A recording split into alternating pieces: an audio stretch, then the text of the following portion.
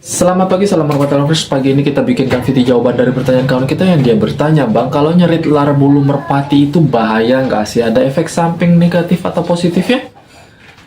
Pertanyaannya pintar karena saya dulu pernah nyoba. Semoga bermanfaat video kita pagi ini.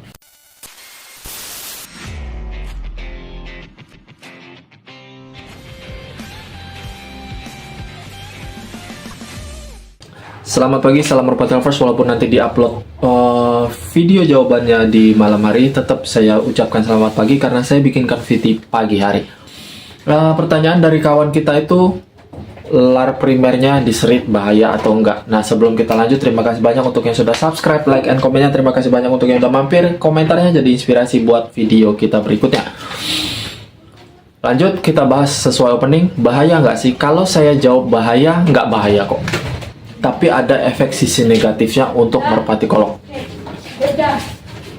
Apa, Bang? Kita bahas satu persatu, oke? Ya Allah, tidak boleh. Pembahasan yang pertama, nyerit bulu merpati itu biasanya saat masih piyik. Nah, itu untuk yang udah tahu cara nyerit lar merpatinya gimana. Kalau yang belum tahu nyerit itu, saya nggak berani nyeritin burung merpati saya, bukan burung saya diseritnya. Burung merpati saya nggak berani saya serit lar primernya karena ini juga udah bukan bahan lagi. Kalau memang belum tahu, teman-teman di luaran sana, nyerit bulu merpati itu bulunya disingkirkan, biasa diseset pakai silet, tapi tulang bulunya dibiarin. Itu biasa dimulai dari lar 4, 3, 2, 1 atau lar 5, 4, 3, 2, 1 dan seterusnya sampai selesai. Itu yang biasa dilakukan kalau cara nyerit lar merpati. Itu lar primer, bukan lar sekunder. Intinya lar inti. Fungsinya apa, Bang? Nih, kalau untuk merpati kolong, kalau pengalaman saya pribadi, fungsinya saat merpati tersebut masih piyik terus diserit lar primernya satu persatu, fungsinya biar pangkal otot sayap lebih tebal. Dengan iming-iming sebetulnya gini ya, kalau dulu ya iming-imingnya ya, pangkal lar sayapnya punya otot tebal, otomatis si merpati tersebut lebih mudah mencapai tingkat ketinggian saat dilatih. Jadi lebih gampang stabil, lebih gampang tinggi terbangnya. Kalau kesitunya, iya, saya akuin iya. Tapi ada triknya juga, jangan salah.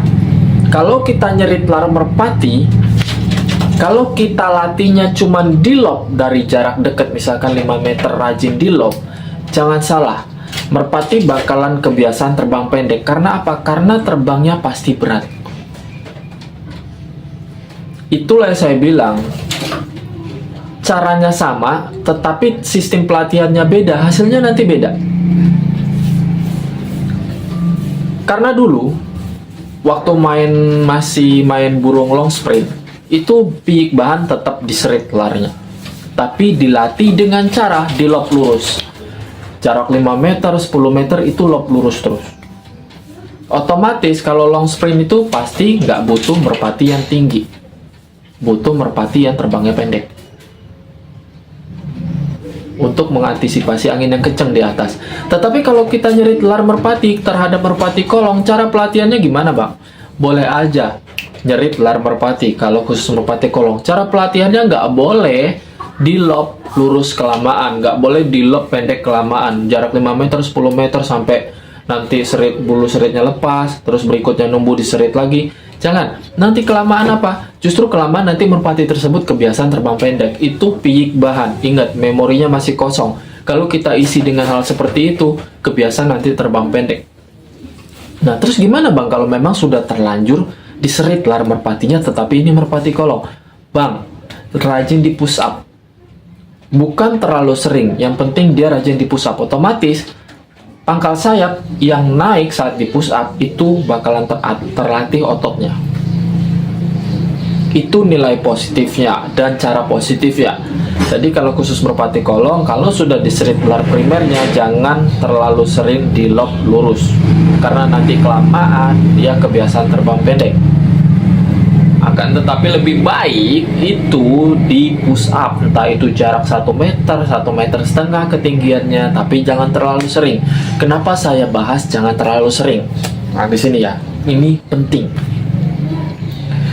Kalau terlalu sering kita melakukan push up saat merpati piyik itu, apalagi posisi lar primernya diserit, otomatis butuh ekstra tenaga untuk naik ke tingkat ketinggian yang sudah kita maksimalkan. Karena tenaga yang dikeluarkan ekstra, nanti jangan kaget setelah rampas piyik tenaganya hilang.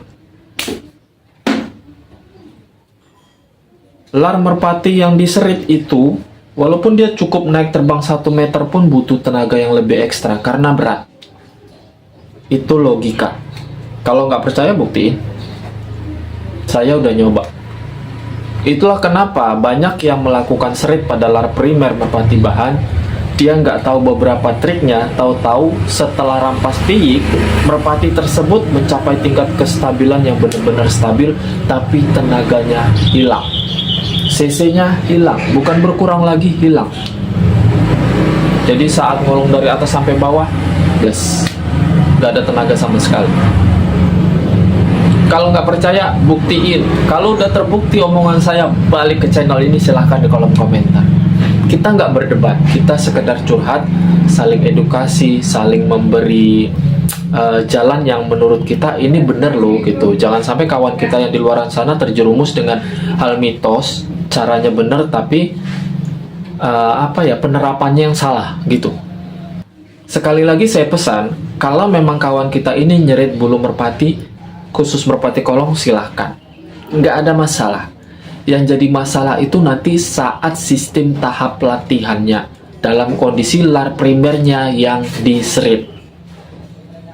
Seperti yang saya bilang tadi, lar primer merpati kolong bahan boleh diserit, tapi jangan terlalu lama di lock track lurus. Misalkan jarak 5 meter, seteloran, 10 meter, 2 teloran, jangan. Boleh dibuktiin kebiasaan terbang pendek. Tapi caranya seperti yang tahap awal saya bilang. Cukup fokus push up atau bending, atau ada lagi apa sih orang bilang di palet. Itu boleh, tapi jangan terlalu sering.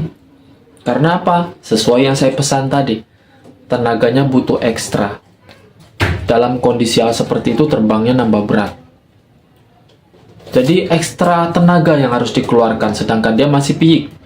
Otomatis setelah nanti rampas piyik, tenaganya bakal habis. Kalau terlalu ekstra kita melakukan push up dengan alasan, biar cepat bertenaga deh, biar cepat jadi deh otot sayapnya, biar cepat nanti gampang mencapai ketinggian. Enggak gitu.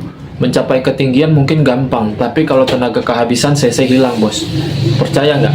Percaya dong, karena kita ini udah sering main di merpati kolong. Berisik minta kita bantai guys, lebarannya nggak? Jadi nggak usah kaget kalau ada merpati teman-teman di luar sana yang udah pernah diserit, tahu-tahu tenaganya hilang, ngempos. Itu nggak usah kaget karena faktornya sesuai apa yang kita bilang tadi, yang kita bahas tadi. Tetapi untuk kawan kita ini, setelah nonton video ini, VT jawaban dari pertanyaan dia, semoga bermanfaat. Kalau memang sudah terlanjur diserit, lakukan sesuai apa yang saya sarankan, biar merpati bahannya nggak kehabisan tenaga. Kalau nanti kurang jelas, silahkan di kolom komentar bosku. Kalau minta nanti dicontohkan, nanti saya cari merpati yang dicontohkan ya. Karena ini merpati bahan lagi nggak ada. Kemarin itu ada merpati piyik, udah nggak ada lagi. Ya, taulah ya. Nantilah kita bahas kelanjutannya. Yang penting intinya di VT kali ini sudah saya bahas. Kalau memang kurang jelas, silahkan di kolom komentar. Terima kasih banyak. Salam merpati lovers Indonesia.